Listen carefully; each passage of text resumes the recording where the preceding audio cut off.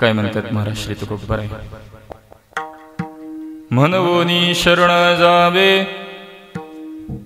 म्हणवोनी शरण जावे सर्व भावे देवासी, तोह उतरील पार भवदुस्तर नदीचा. बहु आहे करुणावंत अनंत हे नामज, तो हा उतरील पार भवदुस्तर नदीचा. तुका म्हणी साक्षी आले, तुका म्हणी साक्षी आले तरी केले प्रकट, तो हा उतरील पार भवदुस्तर नदीचा. विठ्ठल विठ्ठल विठ्ठल विठ्ठल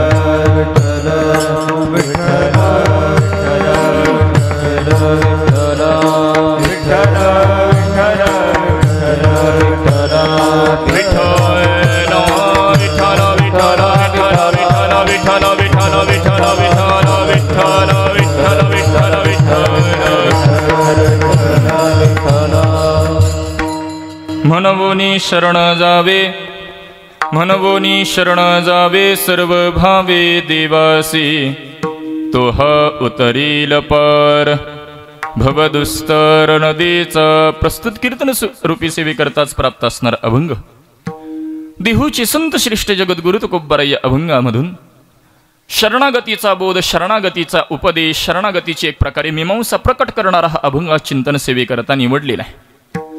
चिंतनाला सेवेला प्रारंभ करण्यापूर्वी थोडासा परिहार देणं अगत्याचे. श्री संत गजानन गिरीजी महाराज, त्याच पद्धतीने स्वानंद सुखनिवासी सद्गुरू जोग महाराज यांच्या पुण्यस्मरणाप्रित्यर्थ चालू असलेला हा समस्त ग्रामस्थ पळशी इथलं भजनी मंडळ, भाविक मंडळ या सर्वांच्याच यथोचित अशा सहकार्याने संपन्न होत असलेला हा उत्सव आणि त्यातली आजची ही कीर्तनरूपी सेवा आपल्याच गावातील श्रद्धेय हरिभक्तीपरायण दादा महाराज राऊत व आमचे परमार्थ स्नेह हरिभक्तीपरायण ज्यांची प्रथम दिनी कीर्तनरूपी सेवा झाली असे माऊली महाराज काकडे यांच्या स्नेहातून प्रेमातून ही सेवा माझ्यासारख्या एका सर्वसामान्याकडे सोपवली आणि म्हणून तद्निमित्ताने कीर्तनाकरता उपस्थित आहे. पूज्य श्री महाराजांच्या पदस्पर्शाने पावन झालेली आपली ही भूमी आहे. श्री संत गजानन गिरीजी महाराजांनी अनेकांना तुम्हाला या भक्तीच्या मार्गावरती, परमार्थाच्या मार्गावरती आणलेलं आहे आणि म्हणजेच भगवान परमात्म्याची शरणागती पत्करण्याकरता अनेक सायास ज्या महात्म्यांनी घेतलेले आहेत त्यांच्या भूमीमध्ये ही सेवा असल्याकारणे त्यांच्या समाधीच्या प्रांगणामध्ये चालू असलेल्या या उत्सवामधील सेवा असल्याकारणाने शरणागती या पदावर थोडंफार चिंतन करावं. कारण ज्यांनी आयुष्यभर अनेकांना परमार्थाची वाटचालच माहीत नाही अशांना परमार्थामध्ये घेऊन वारकरी संप्रदायाची ओळख करून भक्तीच्या मार्गावर आणून भक्तीच्या माध्यमातून भगवान परमात्म्याची शरणागती पत्करली पाहिजे. याचा मार्ग अत्यंत सुलभ आहे. हे तुम्हाला अत्यंत कष्टाने सायासाने तुम्हापर्यंत पोहोच केली अशी ती भक्ती आणि म्हणून त्या शरणागती या पदावर थोडंफार चिंतन करावं या हेतूने मी अभंग निवडला. चिंतना सेवेला प्रारंभ करण्यापूर्वी या उत्सवाचं अधिष्ठान म्हणून आपण ज्यांच्याकडे पाहतोय श्री संत गजानन गिरीजी महाराज, त्याच पद्धतीने स्वानंद सुखनिवासी सद्गुरू श्री जोग महाराजांच्या चरणी अनंत कोटी प्रणाम करतो. माझे श्री गुरु बाबासाहेब अजरेकर महाराज, श्रोत्रिय ब्रह्मनिष्ठ श्री गुरु सुधाकरजी महाराज इंगळे यांच्या चरणी देखील अनंत कोटी प्रणाम करून माझ्यापेक्षा ज्ञानाने वयाने अधिकाराने सर्व ज्येष्ठ श्रेष्ठ मंडळी सर्वांच्या चरणी वंदन करतो आणि ज्ञानोबाराय तुकोबाराय मला ज्या पद्धतीने बुद्धी देतील त्या पद्धतीने सेवा करण्याचा प्रयत्न. हेची माझी मनीची आस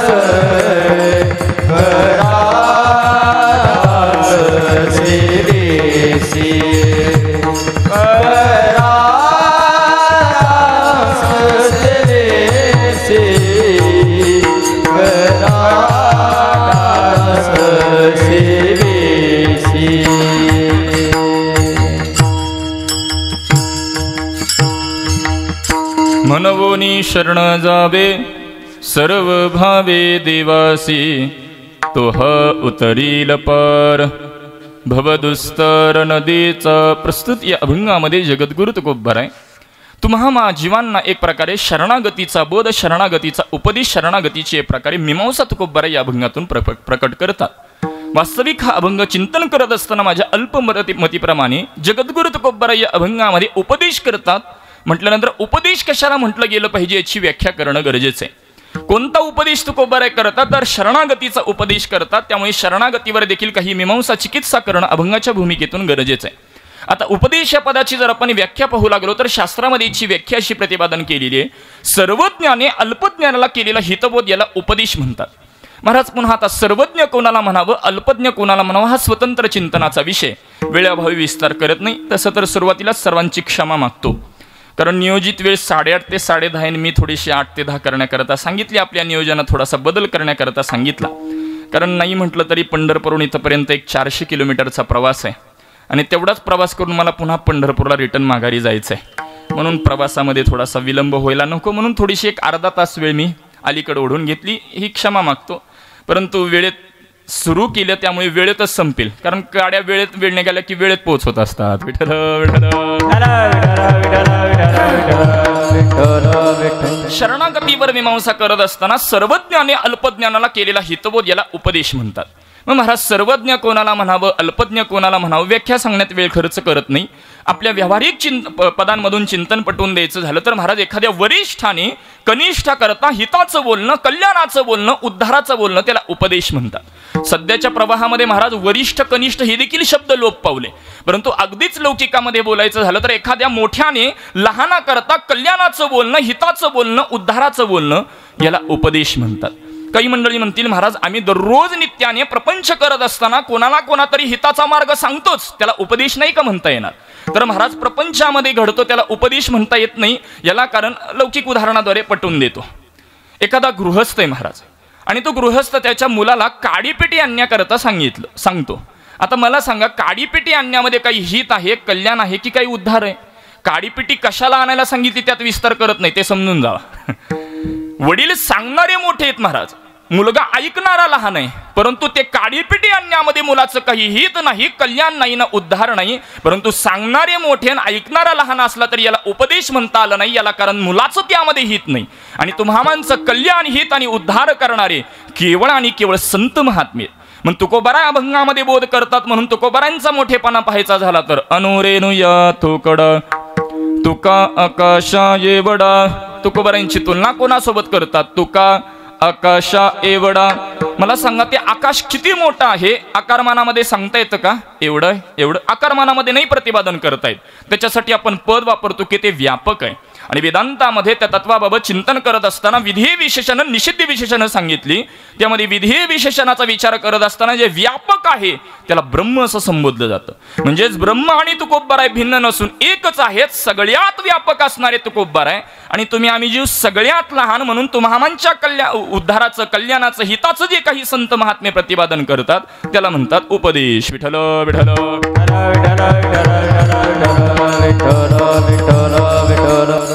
बरं, आता उपदेश करतायत तो कशाचा करतात? शरणागतीचा करतात. मग महाराज, शरण जाण्याचा अधिकारी कोण आहे? शरणागती हा विषय, शरण गेल्यानंतर आम्हाला मिळणार काय, म्हणजे प्रयोजन काय, आणि शरणागतीचा संबंध काय? वेदांतातील अनुबंध चतुष्टयाच्या माध्यमातून विचार पाहता येतो. तसं तर 3 चतुष्टय आहेत. अंतःकरण चतुष्टय, अंत म्हणजे आत, करण म्हणजे इंद्रियन, चतुष्टय म्हणजे 4. आतली 4 इंद्रिय मन, बुद्धी, चित्त, अहंकार याला अंतःकरण चतुष्टय म्हटलं गेलं. तद्वत ज्ञानाचा अधिकारी सांगत असताना साधन चतुष्टय आता सांगितली गेलेली. विवेक, वैराग्य, समाधी, षडसंपत्ती आणि मुमुक्षुता. क्लिष्ट वाटेल म्हणून विस्तार करत नाही. तद्वत त्याच पद्धतीने महाराज एखाद्या ग्रंथामध्ये प्रवृत्ती होण्याकरता त्या ग्रंथाचा अधिकारी कोण आहे, त्या ग्रंथाचा विषय काय आहे, ग्रंथामध्ये प्रयोजन काय सांगितलेले आणि ग्रंथाचा संबंध काय, याला अनुबंध चतुष्टय म्हटलं जातं. तद्वत जगद्गुरु तुकोबाराय महाराज तुम्हामांना या अभंगामध्ये शरणागतीचा बोध करतात. मग शरणागतीचा अधिकारी कोण आहे, शरणागती हा विषय, शरण गेल्यानंतर आम्हाला मिळणार काय म्हणजे प्रयोजन काय, आणि शरणागतीचा संबंध काय. पटण्याकरता अगदी लौकिक पद वापरतो. तीच जी काही वेदांतातली पद आहे ती लौकिक पदांमधून मांडतो. शरणागतीचा अधिकारी, विषय, प्रयोजन, संबंध यालाच आपल्या भाषेमध्ये शरण कोणी जायचं, शरण कोणाला जायचं, शरण का जायचं आणि शरण कसं जायचं या 4 प्रश्नांची उत्तर म्हणजे प्रस्तुत अभंग. विठ्ठल विठ्ठल.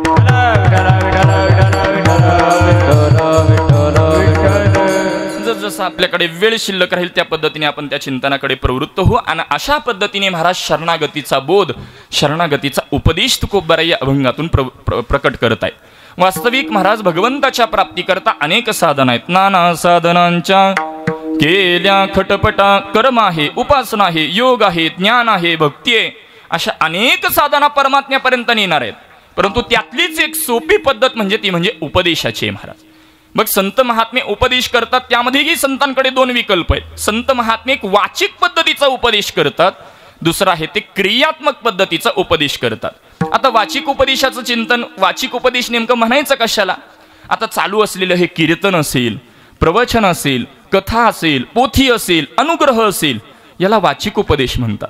याला कारण संतांचं वचन या वाणीद्वारे तुम्हामांपर्यंत पोहोच केलं जातं आणि संतांचं वचनच तुम्हामांचं कल्याण करणारं ठरतं आणि ते वाणीद्वारे पोहोच केलं जातं, म्हणून याला वाचिक उपदेश म्हणतात. म्हणजे कीर्तन, प्रवचन, कथा, पोथी याला वाचिक उपदेश म्हणा.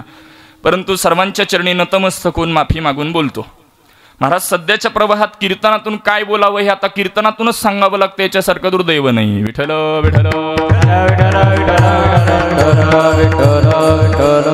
कीर्तनात काय बोललं गेलं पाहिजे? जीवाला जीवनाचं सार कळेल हे कीर्तनात बोलावं. जीव परमधामापर्यंत केव्हा पोचतो, त्याच्या जीवनातील आत्यंतिक दुःखाची निवृत्ती कशी होईल, तो परमानंदावर केव्हा आरूढ होईल, हे कीर्तनातून बोललं गेलं पाहिजे.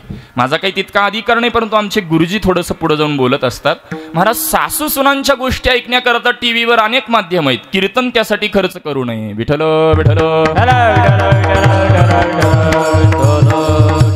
असंच मला मुद्दा इतकाच पटवून द्यायचा आहे की वाचिक उपदेश आहे. कीर्तन, प्रवचन, कथा, पोथी, अनुग्रह वाणीद्वारे तुम्हामांपर्यंत संतांचं वचन पोच केलं जातं, याला वाचिक उपदेश.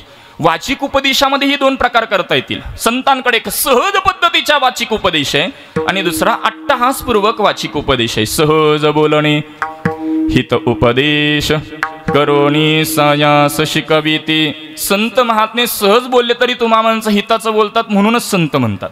एक धावत व्याख्या करायची झाली, तुम्ही आम्ही जीव जर सहज जरी बोललो तरी शिवीच बाहेर पडते म्हणून जीव म्हणतात. विठ्ठल विठ्ठल. संत महात्मे महाराज वाचिक उपदेश करतात. वाचिकामध्ये दोन प्रकार केले आपण, एक सहज पद्धतीचा उपदेश आणि दुसरा आहे अट्टहासपूर्वक. हा कारुणी सांगे तुका नाम घेता राहू नका, सांगतो तुम्हासी भजारे विठ्ठला, नाही तरी गेला जन्मवाया. किंवा लागोनिया पाया विनवितो तुम्हाला, करे टाळी बोला मुखी नाम. तुकोबारायांचा आपण अधिकार पाहिला आणि ते तुकोबाराय लागोनिया पाया म्हणतात. याला कारण संतांच्या अंतःकरणामध्ये एक तळमळ आहे. तुम्हामांना कृतार्थ करावं, परमधामापर्यंत पोचवावं म्हणून संत महात्मे महाराज तुम्हामांना अट्टहासपूर्वक सांगतात. याला अट्टहासपूर्वक वाचिक उपदेश म्हणा. पहा, मी उपदेशाचे प्रकार करताना वाचिक उपदेश, क्रियात्मक उपदेश असे दोन प्रकार केले. यामध्ये वाचिक उपदेशाचं आपलं चिंतन चालू आहे. यामध्ये दोन प्रकार आपण केले, सहज आणि अट्टहास. मात्र संतांनी सहज जरी वाचिक उपदेश केला किंवा अट्टहासपूर्वक जरी केला, परिणाम कायम आहे हा सिद्धांत आहे. बघा सिद्धांत काय, संत महात्मे वाचिक करतात, वाचिकामध्ये सहज आणि अट्टहास करतात. अट्टहासाने जरी केला किंवा सहज जरी वाचिक उपदेश केला, परिणाम कायम आहे हा सिद्धांत आहे. पटण्याकरता लौकिक उदाहरण देतो. एखाद्याने महाराज मुद्दामून दुसऱ्याला त्रास व्हा म्हणून काहीतरी विंचू काहीतरी पकडला. आता काही मंडळी दुसऱ्याला त्रास देण्याकरता जिथं आलेले असतात तो भाग सोडून द्या. विंचू वगैरे काहीतरी पकडला, त्याची बूट चप्पल कशामध्ये तरी तो ठेवला. मला सांगा, ज्यावेळेला मुद्दामून विंचू ठेवला आणि त्यांनी एखाद्या वेळेला दंश केला, त्यावेळेला वेदना जास्त होतात का चुकून विंचवाने दंश केल्यावर वेदना जास्त होतात? तुमच्याकडे कशी पद्धत आहे? नाही, भाग बदलला की पद्धत बदलते म्हणून विचारलं. बरं, उदाहरण नाही पटलं बदलून मांडतो. अगरबत्ती मुद्दामून पोळवल्यावर जास्त पोळते का चुकून पोळल्यावर जास्त पोळते? तुमच्याकडे अनुभवच नाही का कुणाला? एवढे का गंभीर झालात? का जेवणाचा आनंद घेऊ लागलात? थोडासा संवाद करा, फक्त आपापसात नको, माझ्याशी करा. अगरबत्ती मुद्दामून पोळवल्यावर जास्त पोळते का चुकून पोळवल्यावर? अहो, अगरबत्ती मुद्दामून पोळू द्या किंवा चुकून पोळू द्या, परिणाम तेवढाच करते. तद्वत संतांनी सहज वाचिक उपदेश करू द्या किंवा अट्टहासपूर्वक, परिणाम मात्र कायम आहे. विठ्ठल विठ्ठल.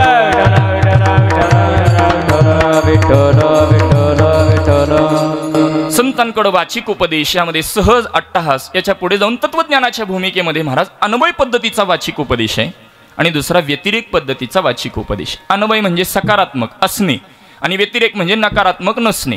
याचा विचार सांगत असताना अजातवाद सांगतात, एकमेवा द्वितीयम नेह नानास्ति किंचन. तो एकमेवा आहे हे सांगणं अन्वय पद्धत आहे.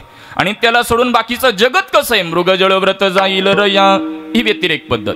किंवा आणखी वाङ्मयाद्वारे बोलायचं झालं तर तुम्हाला सुख पाहिजे असेल, सर्व सुखाचे अगर बाप रखुमा देवेवर, किंवा सुखा लागे करीसी तळमळ, तळे तो पंढरीसी जाय एक वेळ, मग तू अवघाची सुखरूप होसी, जन्मजन्मीचे दुःख विसरसी. यावर आमचे आजोबा महाराज एक कीर्तनामध्ये बोलायचे, सुखा लागी करीसी तळमळ, तरी तू पंढरीसी जाय. किती वेळा? एक वेळ. यावर काही मंडळी म्हणतात, महाराज आम्ही महिन्याला वारीला जातो तरी सुख मिळत नाही. आमचे आजोबा म्हणायचे, पंढरपुरात वारी करता आल्यानंतर बैलाच्या बाजारात फिरल्यावर कधी सुख मिळेल? विठ्ठल विठ्ठल. अहो, तो सुखरूप परमात्मा आहे आणि त्याच्याकडे आल्यानंतर निर्विवाद सुख प्राप्त होईल. तो एकमेव सुखाचा दाता आहे हे सांगणं अन्वय पद्धत आहे. आणि त्याच्याशिवाय सुखच मिळू शकत नाही. ते नेविन जीवा सुख नोहे. नोहे म्हणजे नकारात्मक पद्धतीने सांगितलेलं, ही व्यतिरेक पद्धत. वास्तविक वेदांतामध्ये दोरीचा फुलांच्या ठिकाणी अन्वय, फुलांचा दोरीच्या ठिकाणी व्यतिरेक हे दृष्टांत पटण्याकरता कठीण जाईल. फक्त संतांकडे अन्वय म्हणजे सकारात्मक पद्धतीचा वाचिक उपदेश आहे आणि व्यतिरेक म्हणजे नकारात्मक पद्धतीने साध्यापर्यंत नेतात. असा वाचिक उपदेशाचं आपण चिंतन केलं. परंतु संत महात्म्यांकडे महाराज वाचिकापेक्षा क्रियेला अत्यंत मोल असतं. संत महात्म्यांकडे बोलणं कमी आणि आचरण जास्त.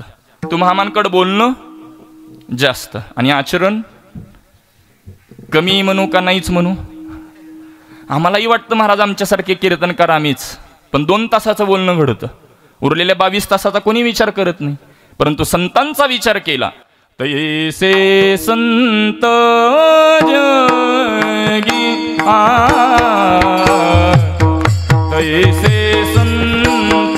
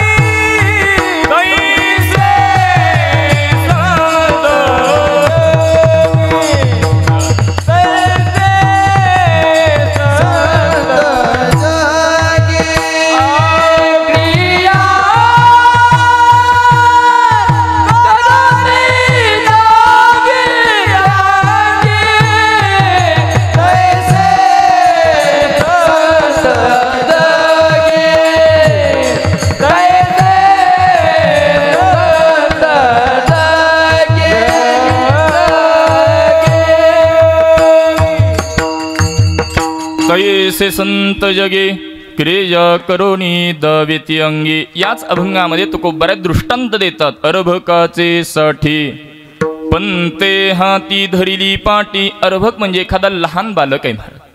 शाळेमध्ये गेल्यानंतर शिक्षकांचं ग्रॅज्युएशन संपूर्ण शिक्षण जरी झालेलं असेल तरी विद्यार्थ्याकरता शिक्षक मंडळी पाटी पेन्सिल घेऊन शिकवतात. पंते महाराज आत्ताच्या काळात सर म्हणतात. पूर्वी गुरुजी म्हटलं जायचं. वाङ्मयामध्ये शिक्षकांना पंत हे पद आलेलं आहे. पंते हाती धरिली पाटी. ज्या पद्धतीने शिक्षकांचं संपूर्ण शिक्षण जरी झालं असेल तरी विद्यार्थ्याकरता महाराज ते पाटी पेन्सिल घेऊन शिकवतात. याला कारण त्याला त्याशिवाय समजणार नाही. तैसे संत जगे. त्याच पद्धतीने संत महात्मे देखील तुम्हामान करता क्रिया करोणी दाविती अंगी. संत महात्मे महाराज आचरणाद्वारे बोध करतात. आता आचरणाद्वारे याच्याकरता जर चरित्र पाहायचं झालं मौली ज्ञानोबारायांचे जीवनचरित्र पहा. ज्ञानोबारायांच्या जीवनचरित्रामध्ये एके दिवशी ज्ञानोबारायांना क्रोध आलेला आहे.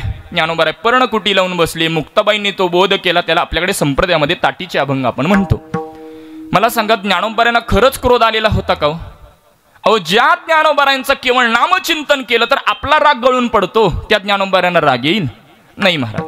ज्ञानोबाराय एक प्रकारची भूमिका घेतात की ज्ञानी मंडळींनी वेळोवेळी आत्मपरीक्षण करण्याची गरज आहे. कारण ज्ञानोबाराय ज्ञानेश्वरीमध्ये बोलतात. नवल अहंकाराचे गोठी विशेषण नगे अज्ञाना पाठी. सज्ञानाचे झोंबे कंठी नाना संकटे नाचवे. अहंकार आहे तो महाराज अज्ञानाच्या पाठीमागं लागत नाही परंतु ज्ञानवंतांच्या मागे लागल्याशिवाय राहत नाही. आणि म्हणून ज्ञानी मंडळींनी वेळोवेळी आत्मपरीक्षण करावं हे तुम्हाला कळावं याकरता ज्ञानोबारायांनी महाराज पर्णकुटी लावून घेतली होती. याला क्रियेद्वारे बोध म्हणतात. क्रियात्मक उपदेश चरित्राद्वारे बदलून मांडतो. भक्त शिरोमणी नामदेवरायांचं चरित्र सर्वांना ज्ञात आहे. सकल संत मांदियाळीमध्ये भक्त शिरोमणी नामदेवराय कच्चे ठरवण्यात येतात. अहो खरंच कच्चे असते तर सुरुवातीलाच भगवंताने जवळ केलं नसतं महाराज. परंतु भक्त शिरोमणी नामदेवराय भूमिका घेतात की या देहाला आल्यानंतर गुरु केल्याशिवाय तरणोपाय नाही हे तुम्हाला कळावं म्हणून भक्त शिरोमणी नामदेवरायांना विसोबांकडे पाठवलं. याला क्रियेद्वारे म्हणजेच क्रियात्मक उपदेश म्हणतात महाराज. म्हणजेच आता पटण्याकरता आणखी लौकिक बोलायचं झालं. तुमच्या टीव्ही पाहता का? मी हरिपाठ करता का म्हणून नाही विचारलं. टीव्ही पाहता का म्हटलं. टीव्हीवर एखादं महाराज दृश्य एखादी सिरियल आपण पाहतो मालिका पाहतो. पाहत असताना टीव्हीवरती एखादा गृहस्थ तो काही भूमिका वठवणारा जो काही आपण त्याला व्यवहारात हिरो म्हणतो तो मृत झालेला आहे. तो मृत झालेला खरा असतो की खोटा असतो? खोटा असतो. त्याच्या आसपास रडणारे खोटे असतात. तरी देखील ते दृश्य पाहून काही मंडळी इतर रडतात महाराज. मला मुद्दा इतकाच पटवून द्यायचा आहे. अहो तो मृत झालेला खोटा आहे. आसपास रडणारे खोटे आहेत हे ज्ञात आहे. परंतु ते काय करत असतात तुम्हाला कळावं याकरता ते भूमिका वटवत असतात. तद्वत तुम्हाला कळण्याकरता संत महात्मे जी भूमिका घेतात त्यालाच क्रियात्मक उपदेश म्हणतात. विठ्ठल विठ्ठल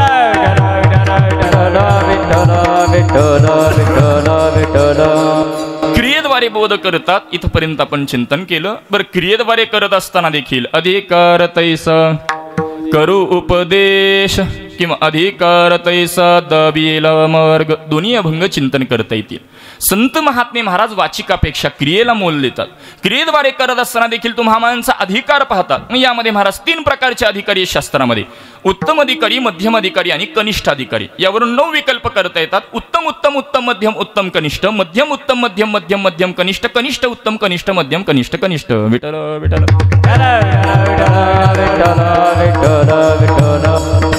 आता उत्तम अधिकारी मध्यम अधिकारी कनिष्ठ अधिकारी पटवून देण्याकरता ज्येष्ठ कीर्तनकार मंडळी याकरता गोड उदाहरण द्यायचे. जीवन जगत असताना 3 प्रकारच्या अंतःकरणाची मंडळी पाहायला मिळतात. पहिलं आहे ते कापुराच्या अंतःकरणाची काही मंडळी असतात. कापुराचा नागणीचा संबंध झाला. कापूर किती तासाने पेढे घेतो? इकडे तास लागतो का? कापुराचा नागणीचा संबंध झाला की क्षणार्धात पेढे घेतो. कापुराची माती उजळली ज्योती उजळल्या नाही बरं उजळली ज्योती ठाईच समाप्ती झाली जैसी. ज्ञानोबा दृष्टांत देतात कारण सिद्धांत प्रकट केलेला आहे त्याआधी. साधू बोध झाला हरिपाठातील 6वा अभंग. ज्ञानोबा म्हणतात साधू बोध झाला होईल म्हणत नाहीत. साधू महात्म्यांच्या गुरु महात्म्यांच्या मुखातून एखादं वचन बाहेर पडेपर्यंत अवकाश. काना वचनाची भेटी सरेसाची पै किरीटी वस्तू होनी उटी कवन एक जो किंवा सत्वर उच्चार प्रल्हादी बिंबला म्हणजे वचनाची आणि कानाची भेट झाल्याबरोबर जसा कापुराचा नागणीचा संबंध झाल्याबरोबर जसा क्षणार्धात तो पेट घेतो, तद्वत हा उत्तम अधिकारी क्षणार्धात कृतार्थ होतो. हा उत्तम अधिकारी कापुराच्या अंतःकरणाचा आहे. मध्यम अधिकारी गौरीच्या अंतःकरणाची काही मंडळी असतात. गौरी समजते ना इकडं, कारण ग्रामीण भागात नाही पटवून द्यावं लागत, शहरात द्यावी लागते, कारण वर्षातून एकदाच असते. गौरीचा नागणीचा संबंध झाला, गौरी पेट घेते का? नाही घेत. बरं विजते का? विजतही नाही. त्याला काय म्हणतात आपल्या भागात? आमच्याकडे पंढरपूरमध्ये त्याला धुपसत बसणं म्हणतात. माफी मागून बोलू, बऱ्यापैकी परमार्थात आपला असंच चालू आहे, धडपेटही घेत नाही आणि विजतही नाही. विठ्ठल विठ्ठल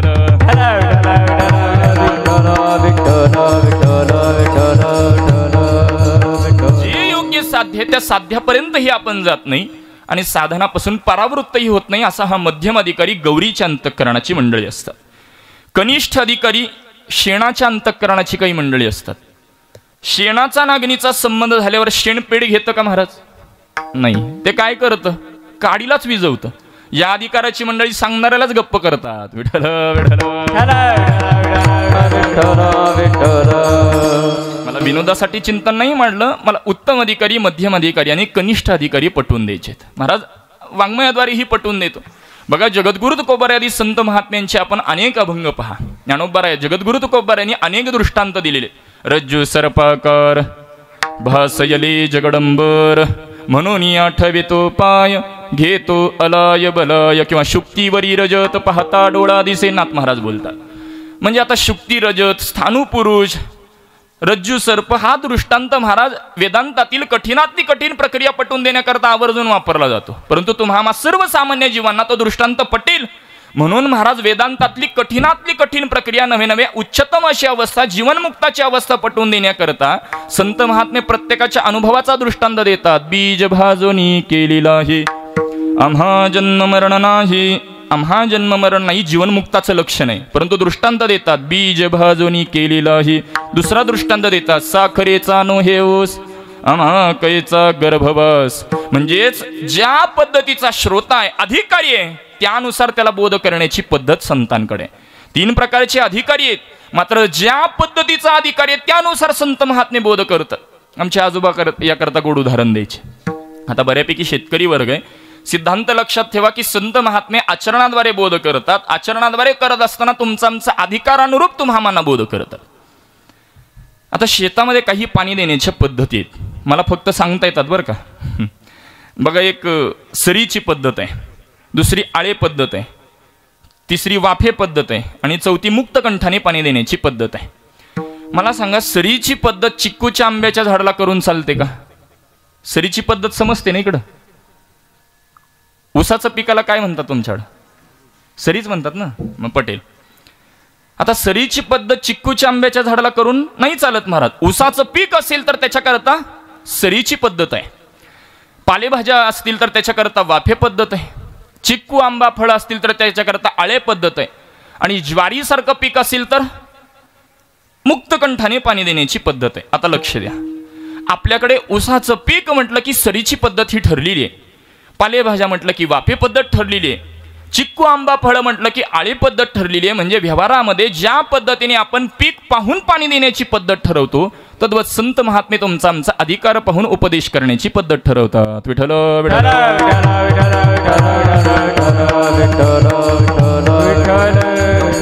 परंतु माफी मागून बोलतो, ज्वारीला कितीही पाणी दिलं तरी ज्वारीत काही फरक महाराज. तसं आपल्याला कीर्तनात कितीही सांगितलं तर आपल्यात काही फरक पाडायचाच नसतो. हे ठरवूनच आपण कीर्तनाला उभारतो. मी उभारतो म्हटलं, बसतो म्हटलं नाही, कारण तुम्हाला सांगण्याचा अधिकार आमच्याकडे नाही, कारण सध्या आमच्यातच फरक पडत नाहीये. विठ्ठल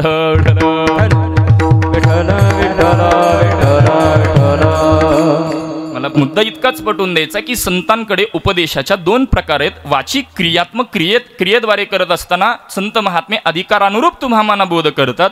उत्तम मध्यम कनिष्ठ असे तीन अधिकारी पाहिले. ज्या पद्धतीचा अधिकारी संतांकडे असेल, संतांसमोर असेल, त्यानुसार संत महात्मे त्यांना बोध करण्याची पद्धत ठरवतात.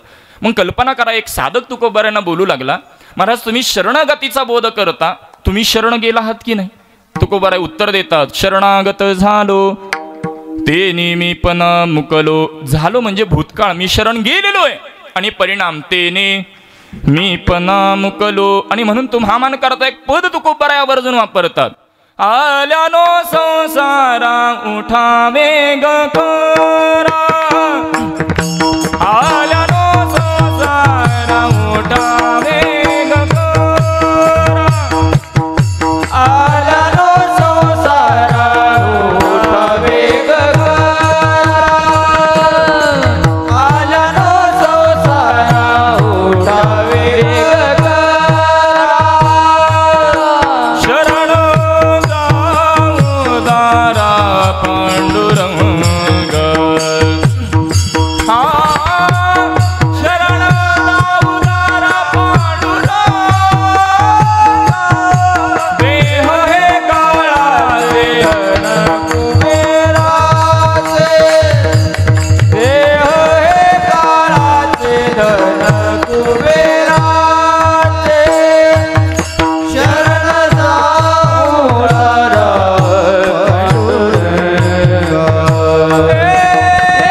शरण जाऊ दारा पांडुरंग. देह हे काळाचे धन कुबेराचे, देह हे काळाचे धन कुबेराचे. आल्यानो संसारा उठावे ग करा, शरण जाऊ शरण जाऊ दारा पांडुरंगा. हे आल्यानो संसारा उठावे ग करा, शरण जाऊ दारा, शरण जाऊ दारा पांडुरंगा.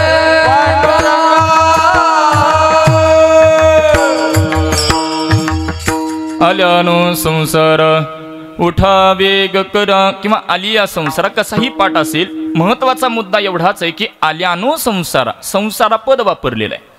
मी पुन्हा एकदा अवलोकन करतो. आपण अभंगाच्या उपक्रमालाच विचार करत असताना शरणागतीवर एक 4 विकल्प केले होते.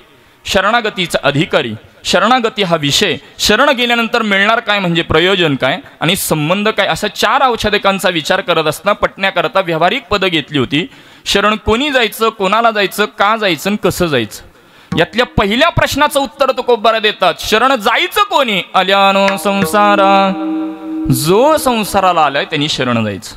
काही मंडळी म्हणतील महाराज आमचा आणखी विवाहच झाला नाही, आम्ही शरण जायचं की नाही. कारण संसार या पदाची व्याख्या काय व्यवहारामध्ये? बायका मुलांचा पसारा 4 भिंतींच्या आतला, याला व्यवहारात संसार म्हटलं जातं. परमार्थिक दृष्ट्या जर विचार केला तर महाराज संसार कशाला म्हणावं? कर्तृत्व भोक्तृत्व ज्याच्याकडे त्याला संसार म्हणा 1, उपजननी मन ज्याच्याकडे त्याला संसार म्हणा 2, जो देहतादात्म्याने जगतो त्याला संसार म्हणा 3, पंचक्लेशासहित अविद्या अस्मिता रागद्वेष अभिनिवेश आणि जो युक्त आहे त्याला संसार म्हणा 4.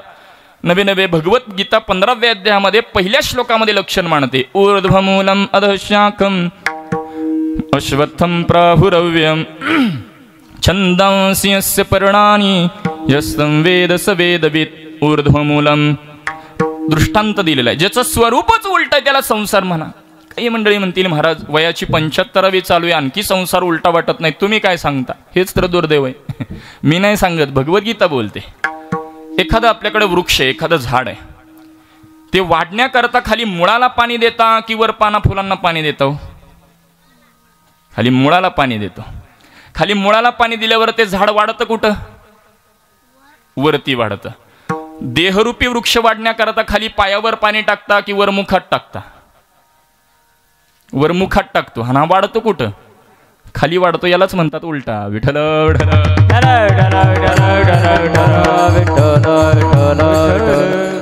किंवा प्रसिद्ध प्रमाण जर पाहिलं, भगवत पूज्यपाद आद्य जगद्गुरु शंकराचार्य प्रतिपादन करतात. पुनरपि जननम पुनरपि मरणम पुनरपि जननी जठरे शयनम इह संसारे दर्शक सर्वनामय. अंगुली निर्देश केला, याला संसार म्हणा. कशाला? पुन्हा पुन्हा पुन्हा पुन्हा पुन्हा जन्मनं आणि पुन्हा पुन्हा मरण. म्हणजेच एखाद्याचा विवाह झालेला असू द्या न झालेला असू द्या, जो या देहाला आलाय असा प्रत्येकजण संसारी आहे. आणि म्हणून शरण जायचं कोणी याचा अधिकारी जर पाहिला जो या देहाला आहे, अशा प्रत्येकाने त्याला शरण जायचं. शरण कोणी जायचं उत्तर मिळालं. कोणाला शरण जायचं आणि शरण जाण्याचा आणखी कोण बोध करतं की नाही. महाराज बोलतात, वेद अनंत बोलिला अर्थ तुकाची साधिला विठोबासी शरण जावे. का विठोबाला शरण जायचं? कारण ऐका यशस्वी औदार्य ज्ञान वैराग्य ऐश्वर्य हे साही गुणवर्य वसती जेथ. म्हणून तो भगवंतो किंवा षडगुणा ऐश्वर्य संपन्न एक भगवंतचे जन. षडगुणांनी संपन्न असलेला तो एकमेव परमात्मा आहे आणि म्हणून त्या परमात्म्याला शरण जायचं. शरण कोणी जायचं? जो देहाला आला. शरण कोणाला जायचं? विठोबाला शरण जायचं. परंतु शरण आम्ही का जावं महाराज? तुम्ही सांगावं आम्ही ऐकावं, तो काळ आता गेला निघून. का शरण जावं? भगवद्गीताच उत्तर देते, त्वमेव शरणं गच्छ सर्वभावेन भारत तत्प्रसादात पराम शांतीं स्थानं प्राप्स्यसि शाश्वतम. मला जलजीवनामध्ये शाश्वत शांती प्राप्त करायची आहे, परमानंदावर अरूढ व्हायचं आहे, आत्यंतिक दुःखाची निवृत्ती करायची आहे. नव्हे नव्हे जो मज होय अनन्य शरण त्याचे निवारी मी जन्ममरण. जन्ममरणाची एरझार चुकवायची असेल तर त्यांनी अनन्य भावयुक्त अंतःकरणाने शरण आलं पाहिजे. आपण शरण येतो का इथंच प्रश्नचिन्ह आहे महाराज. अनन्यता लांब आहे. अनन्यता म्हणजे कशाला म्हणावं याची व्याख्या जर पाहिली, अन्याश्रयणाम त्याग हा अनन्यता. दृष्टांत देतो याकरता. महाराज मासा पाण्याशी एवढा अनन्य असतो, तो मासा पाण्यात न काढून तुपात टाका, तुप ही द्रव आहे, उलट क्वालिटीचं आहे महाराज. नाही महाराज, माशाचा पाण्याशी संबंध संपला की आपले प्राण सोडतो पण दुसऱ्याची संगत करत नाही. तेवढं अनन्य त्या परमात्म्याला गेलं पाहिजे. विठ्ठल विठ्ठल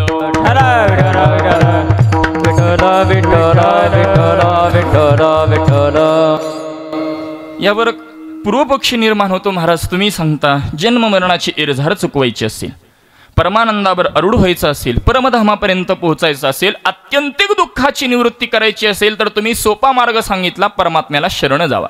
परंतु आमची शंका आहे, आम्ही नित्याने कोणत्या ना कोणत्या तरी साधनाने भगवंताला शरणच जातो. आमच्या घरातील दररोजची देवपूजा असेल, नित्यक्रमातलं आमचं दररोजचं पारायण असेल, गावामध्ये जर एखादा जर उत्सव सुरू झाला तर कीर्तन प्रवचन हरिपाठ जी मिळेल ती सेवा आम्ही करतो.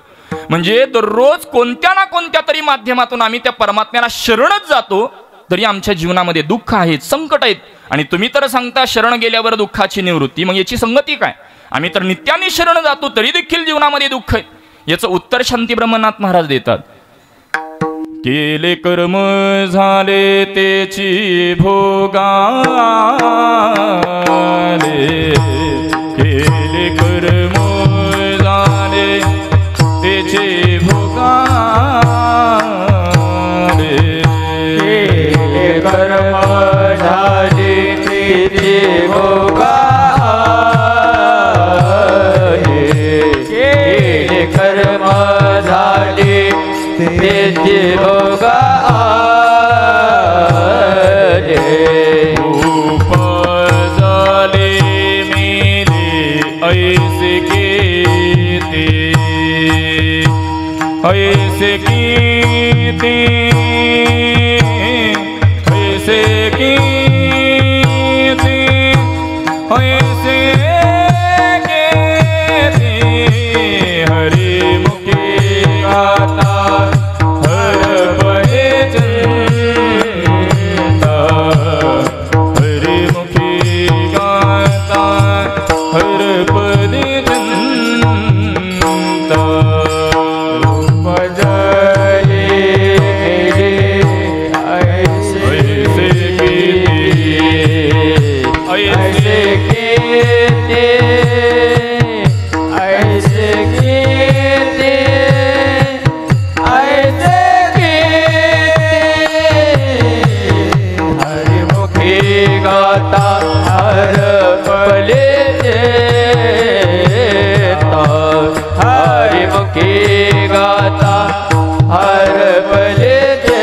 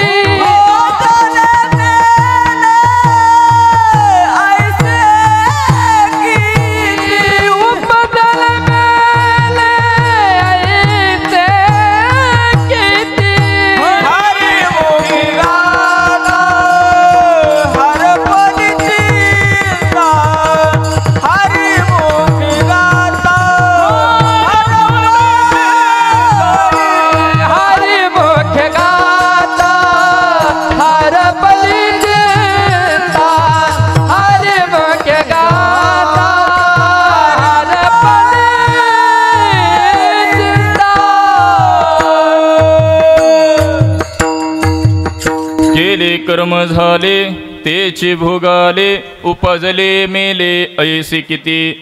महाराज जोड चालीचा आनंद घेण्याकरता ज्ञानोबारांच्या सोहळ्यात यावं लागतं, पण सोहळ्यात येऊन दिंडीत चालावं लागतं हेही तितकंच खरं आहे. विठ्ठल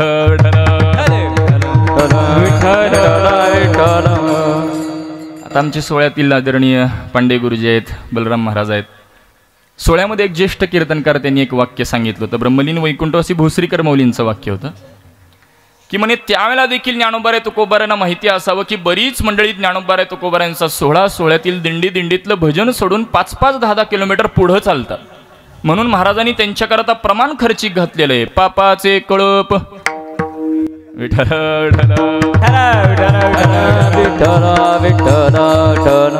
असो. आपला मुद्दा एवढाच चालू आहे, चिंता न करता. केले कर्म झाले तेची भोग आले. महाराज इथं महाराजांना म्हणता आलं असं, केले कर्म झाले ते भोगाले, तेची भोगा आले. नाथ महाराज तेची चकार वापरतात. श्री पाणिनींच्या व्याकरण सूत्रानुसार महाराज या चकाराने अन्याची व्यावृत्ती असते. तुम्ही आम्ही जे काही कर्म करतो ते तुम्हाला भोगावंच लागतं. 3 प्रकारची कर्म आहेत, क्रियमान कर्म, संचित कर्म आणि प्रारब्ध कर्म. व्याख्या सांगण्यात वेळ खर्च करत नाही. गुरुनाम गुरु वेदांत केसरी रंगनाथ महाराज परभणीकर गुरुजी याकरता दृष्टांत द्यायचे. आम्ही काही प्रत्यक्ष नाही श्रवण केलं, आमच्या गुरुजींच्या मुखातून ऐकलेलं आहे. केले म्हणजे क्रियमान, संचित आणि प्रारब्ध कशाला म्हणावं. एखादी माता भगिनी महाराज पोळी लाटण्याकरता बसलेली आहे, पोळी लाटणं हे तिचं क्रियमान कर्म आहे. लाटल्यानंतर तव्यावर भाजून ती टोपलीत जाणं हे संचित कर्म आहे, आणि टोपलीतली ताटामध्ये खाण्याकरता येणं याला प्रारब्ध म्हणतात. विठ्ठल विठ्ठल. महाराज भगवद्गीता सांगते, ज्ञानाग्नी सर्व कर्माणि भस्मसात कुरुते तथा. सर्व म्हणजे प्रारब्ध सोडून. बरं, ज्ञानरूपी अग्नीमध्ये 2 कर्माचा नाश आहे, एक क्रियमान आणि संचित. प्रारब्ध हे प्रत्येकाला भोगावं लागतं. अहो तुम्हाला भोगावं लागतं यात नवल नाही. श्रीमद भागवत महापुराणामध्ये भीष्माचार्यांचं चिंतन सर्वांना ज्ञात आहे. भीष्माचार्य महाराज बाणाच्या शय्येवरती शरपंजरी पडलेलेत.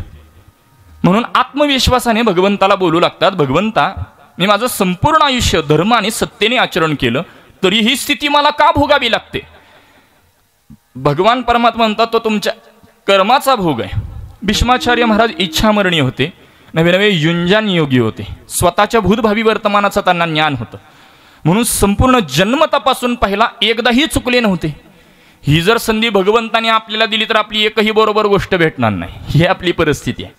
परंतु ते भीष्माचार्य एकदाही चुकले नाहीत, म्हणून आत्मविश्वासाने भगवंताला बोलतात, एकदाही चुकलो नाही. भगवान परमात्मा म्हणतात जरा मागची जन्मतापासून पहा. भीष्माचार्य 1 जन्म, 5 जन्म, 10 जन्म चरित्र असं सांगितलं जातं. भीष्माचार्य 100 जन्म पाठीमागं गेले. एक घडलेली चूक लक्षात येते. रस्त्याने जात असताना रस्त्यात एक सरडा पडलेला असतो. आता तो रस्त्यात पडलाय, बाजूला करावं म्हणून बाणाच्या साह्याने त्याला उचलून बाजूला टाकतात, आणि बाजूला टाकल्यानंतर तो काटेरी कुंपणावर पडतो आणि त्याच्या शरीरामध्ये काटे टोचले जातात. केव्हा? 100 जन्मा अगोदर. तर 100 जन्मानंतर भीष्माचार्यांना बाणाच्या शय्येवरच पडावं लागलं. अहो भीष्माचार्यांसारख्यांना जर केलेलं कर्म भोगूनच संपावं लागतं तर तुम्हा माणसं काय. विठ्ठल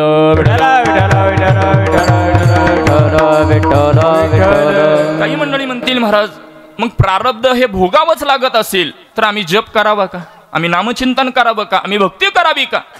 महाराज अध्यात्मामध्ये प्रारब्ध भोगावं लागतं. भक्तिशास्त्र याच्या पुढे नाथ महाराज म्हणतात, एका जनार्दनी भोग प्रारब्धाचा हरे कृपे त्याचा नाश झाला. परमात्म्याची जर कृपा झाली तर प्रारब्ध संपतं, म्हणजे त्याच्या वेदना परमात्मा तुम्हामांपर्यंत पोहोचू देत नाही.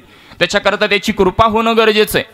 महाराज सध्या प्रवाहामध्ये आपण सोशल मीडिया, आता तरुण मंडळी आता सध्या याच्यावर ॲक्टिव्ह असतात. आपण यूट्यूब, फेसबुक, कुठल्याही सोशल मीडियावर जावा, प्रेमानंदजी महाराजांची आपण कोणतीही रील पाहतो. पूज्यश्री महाराज कोणताही समस्या त्यांच्या समोर मांडा, अंतिम एकच सांगतात, फक्त नामजप. विठ्ठल विठ्ठल. कारण महाराज प्रारब्ध भोगावं लागतं, मात्र प्रारब्धाच्या पुढेही भक्तिशास्त्र आहे. म्हणजेच अध्यात्माच्याही नंतर जरा विचार केला तर नाथ महाराज ज्या पद्धतीने बोलतात, परमात्म्याची कृपा झाल्यानंतर प्रारब्ध म्हणजे त्याच्या वेदना परमात्मा पोहोचू देत नाही, मग त्याची कृपा होण्याकरता त्याची भक्ती करावी लागते. परंतु आपली भक्ती अशी, आपण भक्ती करतो थोडी दाखवतो. मात्र एखादा गृहस्थ महाराज काशी सारख्या तीर्थक्षेत्राच्या ठिकाणी जाऊन आला, आता सध्या चालू आहे कुंभमेळा, धरून चाला. तो आयुष्यभर सांगत फिरतो मी 5 वेळेला कुंभमेळ्याचं स्नान केलं. वास्तविक महाराज केलेलं पुण्य दुसऱ्याला सांगून ते क्षय होतं शास्त्र आहे, परंतु आपण आपले दोष लपवून तो गुणांचा गौरव करत फिरतो.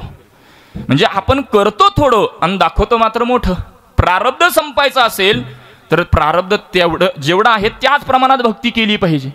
पटवून देतो आम्हाला गुरुजी पाठामध्ये याकरता गोड उदाहरण देत असतात. एक बाजारपेठ आहे, बाजारपेठेमध्ये एक व्यापारी आणि त्याचं भलं मोठं असं दुकान आहे, भरा मोठा असा वाडा आहे. आणि काही कामानिमित्त तो बाजारपेठेतून बाहेर पडतो. थोडासा कालावधी जातो, मागून धावत पळत एक नोकर येतो, मालकाला बोलू लागतो, मालक आपला वाडा पेटलाय, दुकान पेटलंय. शब्द कानावर पडता क्षणी मालक दुकानाकडे धाव येतो. आल्यानंतर प्रत्येकजण त्या वाड्याला दुकानाला अग्नी आटोक्यात आणण्याचा प्रयत्न करत असतं. कुणी पाईपच्या साह्याने प्रेशरनी पाणी मारतं, कुणी बादलीने पाणी मारतं, अन्य साधनाने प्रत्येकजण आग विझवण्याचा म्हणजे अग्नी आटोक्यात आणण्याचा प्रयत्न करतं. परंतु जो वाड्याचा मालक आहे, दुकानाचा मालक आहे, तो एक वाटी घेतो, चमचा घेतो आणि चमच्याने पाणी मारू लागतो. किती मिनिटात वाडा विझेल? वाडा विझेल का महाराज? नाही. याला कारण काय? अहो, जेवढ्या प्रमाणात अग्नी आहे तेवढ्याच प्रमाणात पाणी मारलं गेलं पाहिजे, त्याशिवाय अग्नी आटोक्यात येणार नाही. हा साधा व्यवहार आहे. तद्वत प्रारब्ध रूपी भोग जेवढा आहे तेवढीच भक्ती केली पाहिजे. विठ्ठल विठ्ठल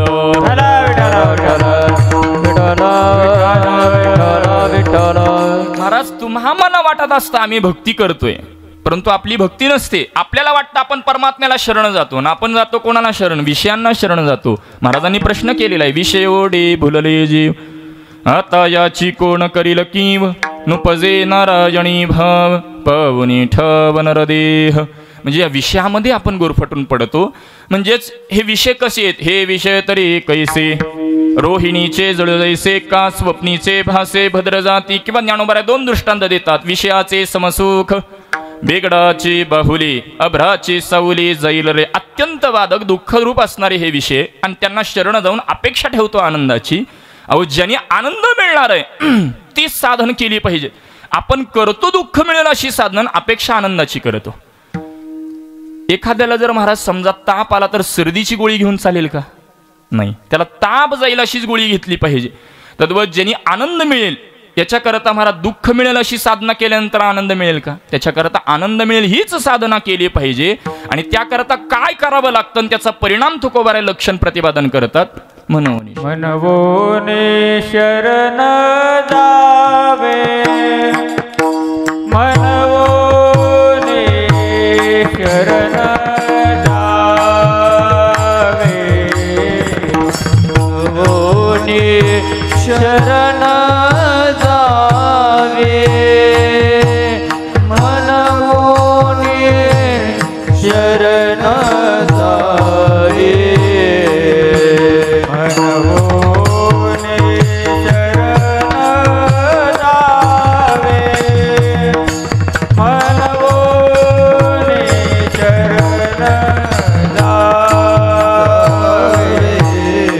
मनवोने शरण जावे, मनवोने शरण जावे.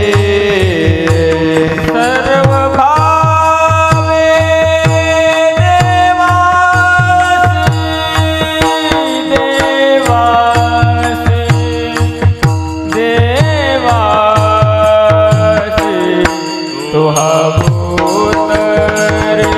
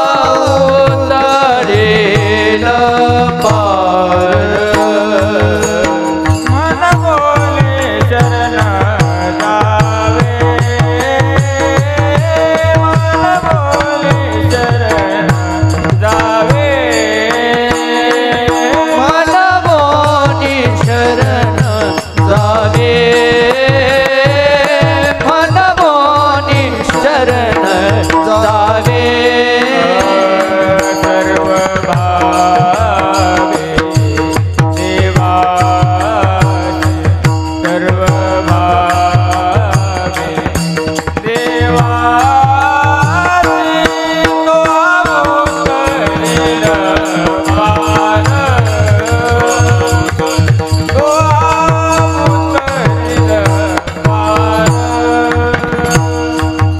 सर्व भावे देवासी तो अवतरेल पार तो अवतरेल पार सर्व भावे देवासी तो अवतरेल पार तो अवतरेल पार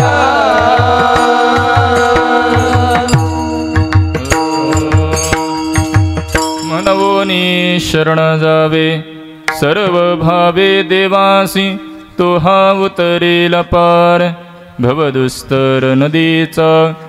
आपण प्रश्नांची उत्तरं घेत होतो. 4 औषधकं केली होती. अधिकारी विषय प्रयोजन संबंध पटण्याकरता आपण व्यावहारिक पदं घेतली होती. शरण कोणी जायचं, कोणाला जायचं, का जायचं आणि कसं जायचं. यातल्या 3ऱ्या प्रश्नाचं उत्तर शरण का जायचं तुकोबाराय म्हणतात. म्हणवोनी पटण्याकरता लौकिक बोलतो. आपल्याकडे शाळेमध्ये गेल्यानंतर परीक्षेमध्ये प्रश्न असतो कारणे द्या. आणि कारणे द्यामध्ये प्रश्नामध्ये उत्तर लिहिलेलं असतं, फक्त पुढं लिहिलेलं असतं. याला का असं म्हणतात. आपण सगळं उत्तर लिहितो आणि शेवटी लिहितो म्हणून याला तसं तुकोबाराय म्हणतात. म्हणवोनी ज्याला आत्यंतिक दुःखाची निवृत्ती करायची आहे त्यांनी काय करावं. म्हणवोनी शरण जावे. ज्याला परमानंदावर आरूढ व्हायचंय, परमधामापर्यंत पोहोचायचं आहे, म्हणवोनी शरण जावे. शाश्वत आनंद प्राप्त करायचा आहे, परमात्म्याला शरण गेलं पाहिजे. परंतु अंतिमचा प्रश्न महाराज शरण जायचं कसं. शरणागतीचे 6 विकल्प शास्त्रामध्ये सांगितले गेलेले आहेत. अनुकूलेन संकल्प प्रतिकूलस्य वर्जनम रक्षस्ति इति विश्वास गोप्तृत्व वर्णम तथा आत्मनिक्षेप कार्पण्यम षडविदा शरणागती निर्देश करून पुढे निघून जातो. अनुकूलेन संकल्प म्हणजे भगवंताला अनुकूल बनून राहणं. अनुकूल म्हणजे त्याला आपल्याकडून जशी अपेक्षा आहे तसं आपलं वर्तन ठेवणं, आचरण ठेवणं ही पहिली शरणागती आहे. पटवून देतो. एखादी स्त्री दुसऱ्या स्त्रीजवळ बोलताना म्हणते मी माझ्या पतीला फार अनुकूल आहे, परंतु तो काय म्हणतो हे मी अजिबात ऐकत नाही. याला अनुकूल बनणं म्हणत नाही. किंवा उदाहरण बदलून म्हणतो. एखादा साधक असतो, गुरु महात्म्यांना विचारणा करतो, गुरुजी माझ्या घरी भोजनाला कधी याल. भरपूर आग्रह करतो. गुरुजी सांगतात मी या दिवशी तुझ्या घरी भोजनाला येईन. आनंदामध्ये घरी येतो. तो दिवस उजाडतो. सगळं काही मटेरियल एक सुंदर असा त्या परिसरातला प्रसिद्ध असला एक चांगला एक आचारी लावून सगळे काही पदार्थ बनवून घेतो. गुरुजी येतात, पाद्यपूजा केली जाते, बसायला आसन दिलं जातं, पात्र वाढले जातात, पदार्थ वाढले जातात. गुरुजी पात्राकडे पाहतात तर सगळे काही गोड गोड पदार्थ पात्रामध्ये दिसतात. बाय मिस्टेक गुरुजींना झालेली असते ती शुगर, डायबिटीज आजार गुरुजींना झालेला आहे. सध्याच्या काळातले गुरुजीत असं समजा डायबिटीज आजार झालेला आहे. आता गुरुजी त्या साधकाला बोलतात अरे मी शुगरचा पेशंट आहे आणि मी पथ्य पाळणारा गृहस्थ आहे, मला काही तू हे पदार्थ वाढू नको, दुसरं काही बनवलं असेल तर ते दे. साधक म्हणू लागतो गुरुजी तुमच्या करता तुम्ही येणार आहेत म्हणून आचारी लावून हे पदार्थ बनवून घेतले आणि तुम्हीच नाही खाल्ले तर. म्हणजे गुरुजींची शुगर वाढली तरी चालेल परंतु आमचे पदार्थ गुरुजींनी, याला अनुकूल बनणं म्हणत नाहीत महाराज. याच्याकरता हिंदी दोहा एका महात्म्याने प्रकट केलेला आहे. हम गुरुदेव को मानते हैं, गुरुदेव की नाही मानते. विठ्ठल विठ्ठल. तसं भगवंताला आपण सगळेच मानतो. हम भगवान को मानते, भगवान की नाही मानते. भगवंताला जशी अपेक्षा आहे तसं आपलं आचरण नाही. ते आचरण ठेवणं म्हणजे पहिली शरणागती आहे. अनुकूलेन संकल्प प्रतिकूलस्य वर्जनम. भगवंताच्या ठिकाणी ज्या गोष्टी प्रतिकूल आहेत ते आपल्या ठिकाणी असणं. रक्षस्ति इति विश्वास. तो आपलं रक्षण करणार आहे हा आपला विश्वास पाहिजे. तिसरी शरणागती. गोप्तृत्व वर्णम तथा. त्याला वरलं पाहिजे, सांगितलं पाहिजे की तुझ्याशिवाय रक्षण करणारा कोण नाही, त्याशिवाय तो येत नाही. ही चौथी शरणागती आहे. गोप्तृत्व वर्णम तथा. आत्मनिक्षेप म्हणजे महाराज समर्पण असलं पाहिजे आणि कार्पण्य म्हणजे लहानातलं लहान बनून राहिलं पाहिजे. असे शरणागतीचे 6 प्रकार शास्त्रामध्ये सांगितले गेले. परंतु अभंगामध्ये शरण कसं जायचं याचं उत्तर तुकोबाराय देतात. सर्व भावे देवासी. याचं उत्तर, याचं चिंतन आपल्याला आणखी करायचंय. सर्वांनी मोठ्या प्रेमाने एकदा भजन करू, नंतर उर्वरित चिंतन. विठोबा रखुमाई रखुमाई.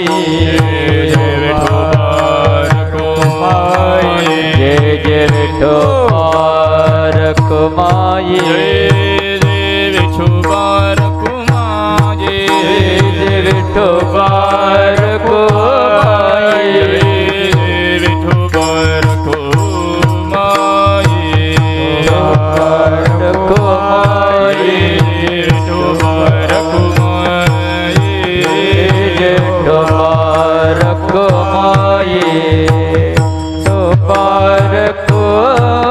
रखुमाई विठोबा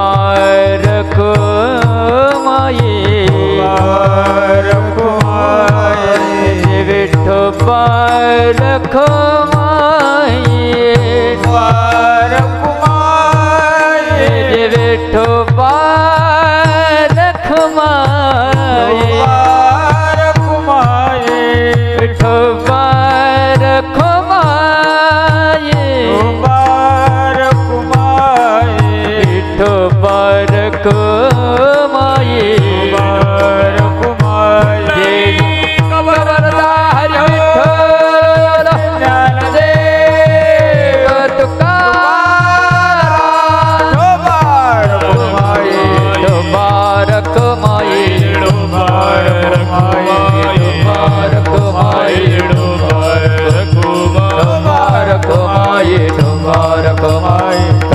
रखुमाई ठोबा रखुमाई ठोबा रखुमाई ठोबा रखुमाई जे ठोबा रखुमाई ठोबा रखुमाई ठोबा रखुमाई ठोबा रखुमाई जे ठोबा रखुमाई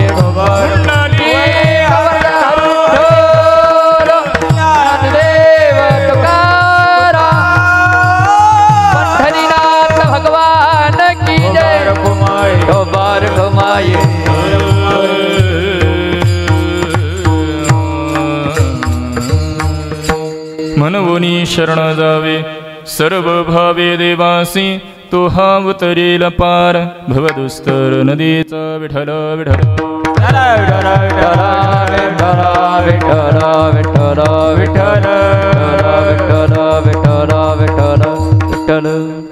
मनवोनी शरण जावे सर्व भावे देवासी तो हा उतरेल पार भवदुस्तर नदीचा शरणागतीचा अधिकारी विषय प्रयोजन संबंध याचा विचार करत असताना शरण कोणी जायचं, कोणाला जायचं, का जायचं आणि अंतिमच्या प्रश्नाकडे आपण आलो होतो की शरण कसं जायचं.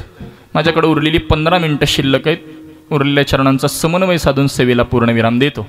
अभंगामध्ये तुकोबाराय शरणागतीचा प्रकार किंवा शरण जाण्याची पद्धत सांगत असताना म्हणतात सर्व भावे देवासी. सर्व भावे म्हणजे घरातला सख्खा भाऊ, चुलत भाऊ, भ्राता असा अर्थ नाही महाराज. सर्व भावे म्हणजे कायेने वाचेने मनाने शरण गेलं पाहिजे. याला तर वारी म्हणतात महाराज. काय म्हणजे शरीराकडून चाल घडत असते, वाणीमध्ये नामचिंतन आणि मानसिकता केवळ मौलिमय झालेली असते.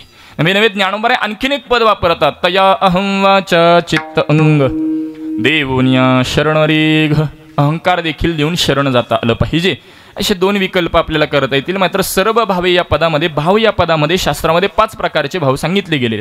दास्य भाव, सख्य भाव, शांत भाव, वात्सल्य भाव आणि माधुर्य भाव. प्रत्येकाकरता एक एक चरित्राचा निर्देश करून पुढे निघून जातो. दास्य भाव कोणाकडे? दास्यत्व निकट हनुमंत पै केले म्हणून देखिले रामचरण. सख्य भावाकरता सख्यपणे अर्जुन नरनारायण. शांत भावाकरता शांती ब्रह्मनाथ महाराजांचं चिंतन करा. वात्सल्य भावाकरता लेकुराचे हित वाहे माऊलीचे चित्त. म्हणजेच आईचा आपल्या मुलाविषयी जो भाव आहे त्याला वात्सल्य भाव म्हणतात. आणि माधुर्य भावाकरता तो वल्लभामेकांताईसे पडियो. भगवंताला आपला पती मानावं, स्वतःला त्याची पत्नी मानून त्याची भक्ती करणं यालाच कांत भाव, माधुर्य भाव असं म्हटलं जातं. आणि परमार्थामध्ये या भावयुक्त अंतःकरणाला अत्यंत मोल आहे. समर्पण असलं पाहिजे महाराज. श्रीमद भागवत महापुराणातील चरित्र सांगतो आणि माझ्या मूळ विस्ताराकडे येतो. श्रीकृष्ण परमात्मा हस्तिनापुरामध्ये येणार ही वार्ता महाराज विदुर काकांना समजते. विदुर पत्नीला ही समजते. पत्नी विदुर काकांना बोलू लागते की भगवंताला आपल्या घरी बोलवावं का? विदुर काका म्हणतात आपली घरची परिस्थिती अशी, कसं बोलवावं? लाज वाटू लागते. मात्र तो भाव भगवान परमात्मा तिथं बसूनच ओळखतात. अंतरेचे घेतोडी पाहे जोडे भावाचे किंवा थोर प्रेमाचा भुकेला हाची दुष्काळ तयार प्रेमाचा भुकेला असल्या परमात्मा तो ओळखतो. हस्तिनापुरामध्ये आल्याबरोबर सगळ्या हस्तिनापुरामधील मंडळी भगवंताला पाहण्याकरता आलेले, त्यामध्ये विदुर काका देखील होते. भगवंताला पाहावं म्हणून उंच टाचा करून भगवंताला पाहू लागतात आणि भगवान परमात्म्याच्या कृपा कटाक्षामध्ये विदुर काका येतात. त्यावेळेला स्वतःला कृतार्थ समजू लागतात, घरी परततात. घरी आल्याबरोबर विदुर काकांच्या चेहऱ्यावरील ते स्मित हास्य, ते तेज पाहून पत्नी विदुर काकांना बोलू लागती, नक्की भगवंताला पाहिलेलं दिसतंय. विदुर काकांचे उद्गार आहेत, मी भगवंताला पाहिलं का हे मला माहीत नाही, मात्र भगवंताने मला पाहिलं याचा मला जास्त आनंद आहे. आणि म्हणून त्या आनंदामध्ये दोघंही भजनाला सुरुवात करतात, काळ व्यतीत करू लागतात. इकडं धृतराष्ट्राकडून यथोचित असं स्वागत सन्मान होतं. भगवान परमात्मा उद्धवजींना म्हणतात, मला भूक लागलेली, आपण नगरात जाऊन येऊ. धृतराष्ट्राच्या कानावर हे शब्द पडल्यानंतर धृतराष्ट्र बोलू लागतो की भगवंता, की तुमच्या करता या भागातील प्रसिद्ध आचारी लावून तुमच्या करता पंचपक्वान तयार केले, तुम्ही नगरात कोणाकडे जाता. भगवान परमात्मा बोलू लागतात, तू केवळ मला स्वागत सन्मानाचं आमंत्रण दिलं, भोजनाचं दिलं नाही, त्यामुळे तुझ्याकडे येऊ शकत नाही. आणि मोठ्या व्यक्तीने आमंत्रणाशिवाय कुठं जाऊ नये, नाही तर अपमान होण्याची शक्यता असते. भगवंताने त्यात निर्देश केला. ठीक आहे, नगरातून कोणाचं आमंत्रण आहे का? भगवान परमात्मा म्हणतात, स्वतःच्या घरी जायला आमंत्रणाची गरज नसते, जे भक्ताचं घर ते माझं घर. म्हणून भगवान परमात्मा उद्धवजींना घेऊन विदुर काकांच्या घरी आलेले.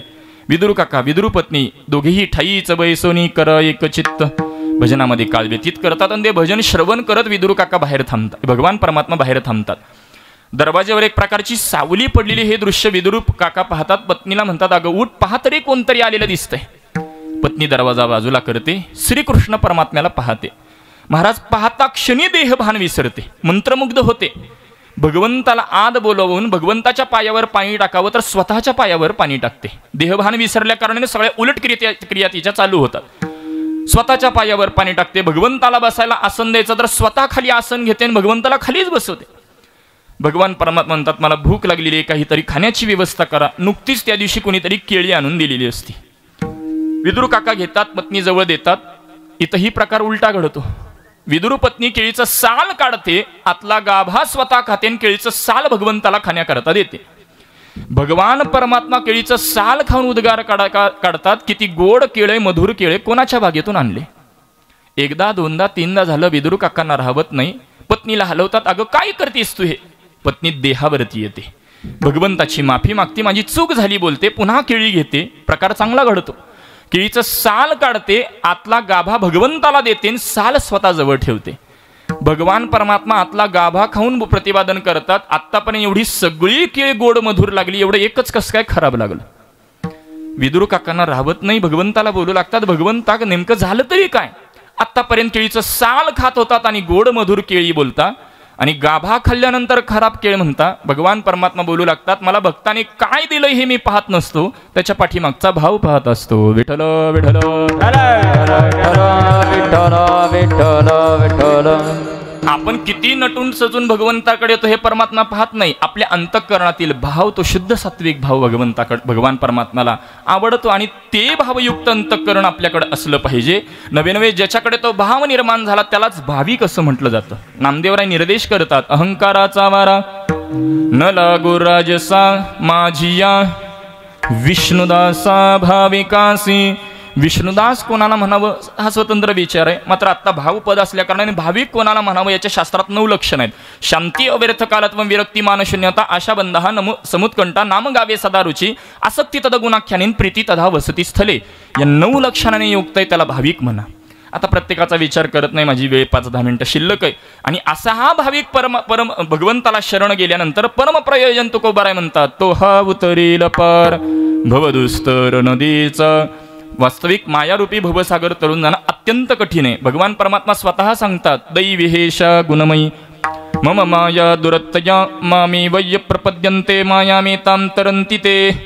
मम माया आहे, ही माझी माया आहे. म्हणून तर भगवंताला माधव नाव आलेले. मा दिग्धव बरोबर माधव, मा नाम माया धव नाम पती. नवे नवे भगवद्गीता आणखीन एका ठिकाणी सांगते, तेषामहं समुद्धरता मृत्यू संसार सागरात भवामिन चिरात पार्थ मैया वेशद चेतसाम. म्हणजे याचा जर आपण विचार करू लागलो तर मायारूपी भवसागर तरुण जाणं अत्यंत कठीण आहे. परंतु जर आपण विचार केला, कारण मायेचं लक्षणच असं आहे महाराज, अघटित घटनापटी येशी ती माया. आहे ते जागते, नको ते दाखवते, त्याला माया म्हणतात. अहो मायेचं ट्रेलर प्रत्येकाच्या घरात असतं तर कीर्तनाला अर्धा तास उशीर होतो. माया किती लांब असेल आणखी. समजला असेल धन्यवाद, नाही समजला असेल तर डबल धन्यवाद. मुद्दा इतकाच मला पटवून सांगायचा आहे, माया तरुण जाणं अत्यंत कठीण आहे, मात्र भगवंताला शरण गेल्यानंतर आपण पहिलं तीराकडे पोहोचतो. रामायणातला एक प्रसंग सांगून सेवेला पूर्णविराम देतो. श्री गुरु विश्वामित्र, लक्ष्मणजी आणि प्रभू रामचंद्र वनवासामध्ये आहेत. आणि वनवासामध्ये असताना एके दिवशी एक आश्रम लागलेला आहे. त्या आश्रमामध्ये महाराज अहिल्या ही शिळा होऊन पडलेली असते. म्हणजेच गौतम ऋषींच्या शापामुळे स्त्रीचा दगड झालेला असतो. आता श्री गुरु विश्वामित्र सांगतात, तुम्ही हिचा उद्धार करा. कसा उद्धार करावा? प्रभू रामचंद्रांच्या चरणाची धुळी फक्त लांबूनच तिच्यावर टाकतात तर दगडाची पुन्हा ती स्त्री बनते. मोठा चरित्र भाग आहे हा. सगळा काही प्रयोग झाल्यानंतर हे पुढे प्रवास मार्गक्रमण चालू करतात आणि वाटेमध्ये एकदा त्यांना नदी लागलेली आहे. आता नदीतून पहिलं तीराकडे जायचंय म्हटल्यानंतर नावाडी असला पाहिजे. शोध घेतात, तिथे एक नावाडी निदर्शनास पाहायला मिळतो. त्यावेळेला लक्ष्मणजी जाऊन विचारणा करतात, आम्हाला पलीकडच्या तीरावर सोडाल का? तो म्हणतो, माझा व्यवसायच आहे, सोडतो, परंतु तुम्ही तुमचा परिचय द्या. लक्ष्मणजी सांगू लागतात, हे आमचे श्री गुरु विश्वामित्र आहे. हे अयोध्येचे राजे दशरथ पुत्र प्रभू रामचंद्रन, मी यांचा बंधू लक्ष्मण आहे. नावाडी म्हणू लागतो, लक्ष्मणजी तुम्ही आणि श्री गुरु विश्वामित्र माझ्या नावेत बसा, मी पलीकडच्या तीरावर सोडतो. प्रभू रामचंद्रांना मी माझ्या नावेत बसू देऊ शकत नाही. प्रभू रामचंद्र बाजूलाच असतात. अरे असा मी काय गुन्हा केला की तुझ्या नावेत बसू शकत नाही? त्यावेळेला तो नावाडी म्हणू लागतो, प्रभू तुमची ख्याती अशी ऐकलेली आहे, तुमच्या चरणाच्या धुळीपासून जर दगडाची स्त्री बनते आणि ती जर धूळ माझ्या नावेला लागली, एका स्त्रीचं पोट भागवण्याकरता नाव चालवतो, पुन्हा दोन दोन कुठं सांभाळू? भगवान परमात्मा म्हणतात, अरे त्याच्यावर काहीतरी उपाय. ते म्हणतात, नावाडी बोलू लागतो, तुमचे पाय स्वच्छ करतो आणि मग माझ्या नावेत बसायला हरकत नाही. प्रभू परवानगी देतात. महाराज आनंदामध्ये घरी जातो, पाठ चौरंग काहीतरी आणतो, प्रभूंना त्याच्यावर उभं करतो. मला सांगा, पाठ चौरंगाची स्त्री झाली नसती का? ती केलेलं एक निमित्त होतं की या पाद्यपूजनाच्या माध्यमातून भगवंताला शरण जाता यावं म्हणून केलेलं ते एक निमित्त होतं. भगवान परमात्माचे पाय स्वच्छ करतो. परमात्मा खाली उतरू लागतात. उतरू नका, पुन्हा धूळ लागली तर म्हणून भगवंताला खांद्यावरती विराजमान करून नावेत बसवतो. नाव हाकत हाकत हाकत पहिलं तीराकडे पोहोचते. श्री गुरु विश्वामित्र, लक्ष्मणजी प्रभू रामचंद्र नावेतून उतरतात. प्रभू रामचंद्र हातातली अंगठी काढतात आणि त्याला बोलू लागतात, हा तुझ्या कामाचा मोबदला. नावाडी बोलू लागतो, प्रभू सगळ्या जगताचे नियम ठरवणारे तुम्ही, तुम्हाला हा साधा व्यवहारातला नियम लक्षात राहत नाही? प्रभू म्हणतात, अरे कोणत्या नियमाचा मला विसर पडला? नावाडी बोलू लागतो, प्रभू एकाच व्यवसायातल्या लोकांनी आपापसात व्यवहार करायचा नसतो. डॉक्टरांकडून फी घेतात का? आम्ही वकील लोक दुसऱ्या वकिलाकडनं फी घेतो का? बरं, परिचयाचं कंडक्टर दुसऱ्या कंडक्टरकडून तिकीट घेतात का? कीर्तनकार, ते काय मला माहित नाही. एकाच व्यवसायातल्या लोकांनी व्यवहार करायचा नसतो असं म्हटल्यावर लक्ष्मणजींना राग येतो. महाराज लक्ष्मणजी बोलू लागतात, तू एक सामान्य नावाडी आहे, हे अयोध्येचे राजे. त्यावेळेला नावाडी बोलू लागतो, मी सुद्धा नावाडी, प्रभू रामचंद्र सुद्धा नावाडी.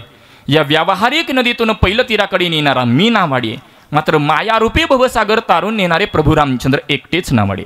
फक्त एवढं स्मरणामध्ये राहू द्या की मी आत्ता तुमच्याकडून कोणताही मोबदला घेतला नाही, त्यामुळे ही मायारूपी भवसागर तरून जायची वेळ माझ्यावर येईल. त्यामुळे माझं अज्ञान संपलंय का, दोष संपलेत का न पाहता मी केवळ तुम्हाला शरण येईल.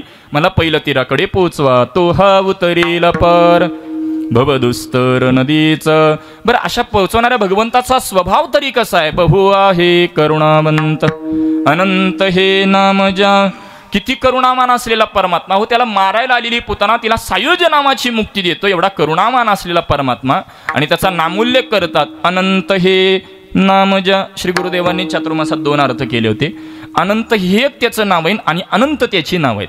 आणि अशा परमात्म्याला शरण गेल्यानंतर आपण पहिल्या तीराकडे पोहोचतो. हा अनुभव तुकोबाराय म्हणतात, मी माझी साक्ष देतो, माझा आई विटनेस आहे. तुका म्हणे साक्षी आले, तुका म्हणे साक्षी आले, तुका म्हणे साक्षी आले, तुका म्हणे साक्षी आले.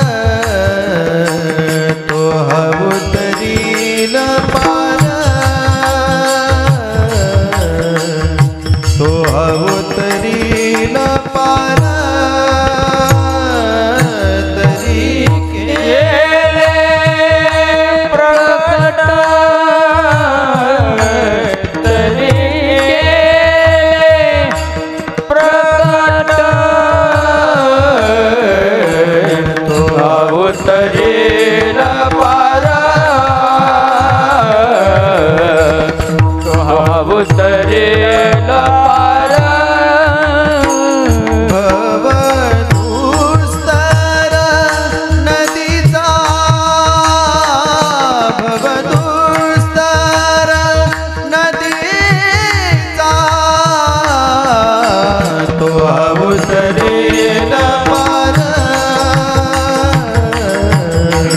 तो अवतरील पार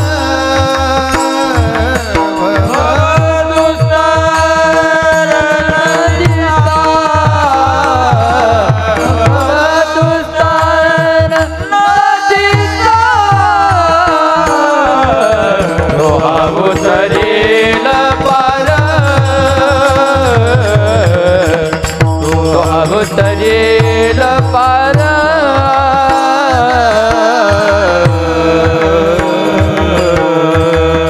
तुका म्हणे साक्षी आले तरी केले प्रकट. तुकोबाराय म्हणतात मी माझी साक्ष देतो. याचा अर्थ तुकोबाराय अलीकडच्या तीरावर होते असं नाही. महाराज तुम्हामान करता एक भूमिका घेऊन तुम्हामांना पहिलं तीराकडे पोहोचण्याकरता अगदी सोपा मार्ग सांगतात. म्हणवोनी शरण जावे सर्व भावे देवासी तो ह उतरील पर भवदुस्तर नदीचं. अभंगाचं सार एवढंच आहे महाराज. सुंदर असा नरदेह मिळाला. विषयांना विकारांना शरण जाऊन व्यर्थ खर्च करण्यापेक्षा परमात्म्याची शरणागती पत्करावी. मात्र परमात्म्याची शरणागती पत्करणं म्हणजे या देहावरती महाराज जिवंतपणे तुळशी पत्र ठेवणं, तुळशीची माळ परिधान करणं, पंढरीची वारी स्वीकारणं म्हणजे भगवान परमात्म्याची शरणागती पत्करणं आहे. महाराज सध्याच्या प्रवाहामध्ये भगवंताच्याकडे जायचं असेल तर साधू संतांच्या हाताला धरल्याशिवाय आपण परमात्म्याकडे जाऊ शकत नाही. आपलं एवढं भाग्य की संत गजानन गिरीजी महाराजांच्या पदस्पर्शाने पावन झालेली हा आपली भूमी आहे. म्हणून साधू संतांच्या हाताला धरल्याशिवाय म्हणून ज्ञानोबाराय तुकोबाराय आत्ताच्या काळात भेटणार नाहीत. मग ज्ञानोबारायांची ज्ञानेश्वरी नित्य वाचनात ठेवणं म्हणजे ज्ञानोबारायांच्या हाताला धरून परमात्म्याची शरणागती पत्करणे. तुकोबारायांचा गाथा नाथांचं भागवत संत गजानन गिरी महाराजांनी स्वानंद सुखनिवासी सद्गुरू जोग महाराजांनी जो काही मार्ग सांगितलाय तो आपलं त्याच्यावर मार्गक्रमण करणं, त्यानुसार आपलं आचरण वर्तन ठेवणं म्हणजे महाराज सद्गुरुरायांच्या हाताला धरून आपण परमात्म्याची शरणागती पत्करणे. आणि ती शरणागती प्रत्येकाने पत्करली पाहिजे. प्रत्येकाचं कर्तव्य हे अभंगाचं सार आहे. झालेली सेवा तुम्हा सर्वांच्या चरणी ज्ञानोबाराय तुकोबारायांच्या चरणी समर्पित करत असताना सुंदर सुनियोजन समस्त ग्रामस्थ, पळशी, भजनी मंडळ, भाविक मंडळ, सर्व गावातील तरुण मंडळ आवर्जून उल्लेख करावा वाटला. कारण कीर्तनामध्ये तरुणांची संख्या बऱ्यापैकी दिसते आणि कृष्णाला त्याचे सवंगडी भेटल्यानंतर आनंद वाटत असतो. आणि तसं जर पुढे जाऊन बोलायचं झालं छत्रपती शिवराय जगद्गुरु तुकोबारायांच्या कीर्तनामध्ये बसायचे महाराज. मग सध्याच्या काळातला जर तरुण कीर्तनात दिसत असेल तर छत्रपती शिवरायांचे ते मावळे ठरणार आहेत असं म्हटलं तरी वावगं ठरणार नाही. म्हणून विशेष धन्यवाद तरुणांना देतो. आपल्या गावातील सर्वच ही बाळगोपाळ वारकरी असतील, गुणीजन, गायक, वादक, सर्वच पंचक्रोशीतून आलेले टाळकरी वृंद, तसं तर आदरणीय महाराजांचा आमचा फार पूर्वीपासूनचा संबंध आहे. नांदेड लोहा परिसरात पांगरी भागामध्ये कुठेही सेवेला गेलो तर सेवेला साथ करण्याकरता फार पूर्वीपासून आमच्या बाबांना त्यांनी साथ केलेली आहे. त्या भागामध्ये आदरणीय वैजनाथ दादा तेडके यांच्या समवेत ते कायम तिथं साथीला असतात. आदरणीय महाराज त्यांच्या समवेत देखील दोन्ही गायक अत्यंत उत्कृष्ट आहेत, अनुकूल आहेत. कारण सध्याच्या प्रवाहामध्ये महाराज कीर्तनामध्ये कशा चाली गायला जातात, काय काय होतं हे मी सांगायची आवश्यकता नाही. परंतु एवढ्या लांब इथंपर्यंत आल्यानंतर एवढी अनुकूलता वाटेल, एवढी मिळेल याची मी काही अपेक्षा ठेवली नव्हती. फार आनंद वाटला. एवढी अनुकूलता आहे. मृदंगाला देखील रामकृष्णाला जी लय ठेवली ती आत्तापर्यंत देखील तीच लय त्यांची कॉन्स्टंट आहे. आम्हाला धडपड नाही चालत.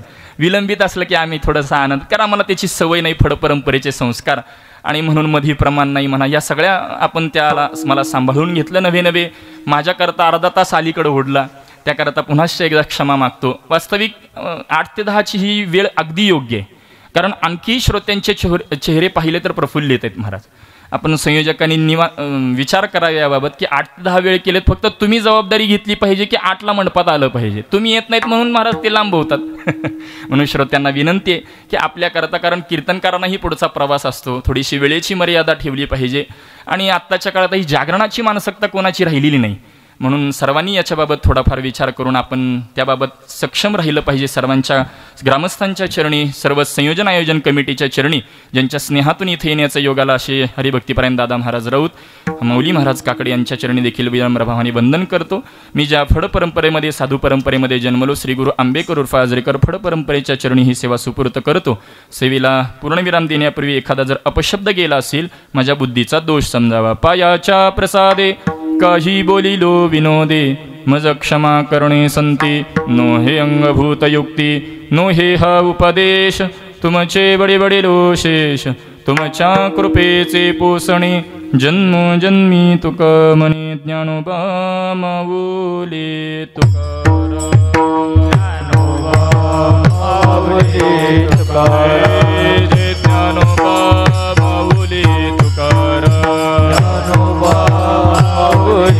तुकाराम जय जय ज्ञानोबा ज्ञानोबा ज्ञानोबा ज्ञानोबा माऊली तुकाराम ज्ञानोबा ज्ञानोबा ज्ञानोबा ज्ञानोबा माऊली तुकाराम जय ज्ञानोबा माऊली तुकाराम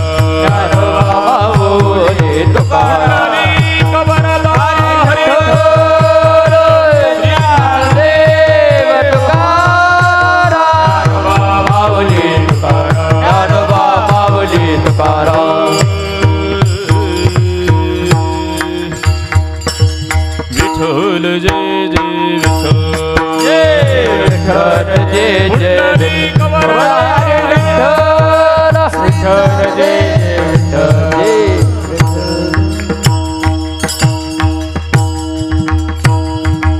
हे बोले पुरे वेडेवा कोडे उतरे करा क्षमा पराध महाराज तुम्ही सिद्ध नाही विचारला अधिकार फुला करा क्षमा पराध महाराज तुम्ही सिद्ध म्हणे ज्ञानेश्वरा पाया पैकी करा करा क्षमा पराध महाराज तुम्ही सिद्ध ज्ञानदेव तुकाराम ज्ञानदेव तुकाराम ज्ञानदेव तुकाराम ज्ञानदेव तुकाराम ज्ञानदेव तुकाराम ज्ञानदेव तुकाराम ज्ञानदेव तुकाराम तुकाराम तुकाराम तुकाराम तुकाराम कुंडली गोरदे हरी विठ्ठल श्री ज्ञानदेव तुकाराम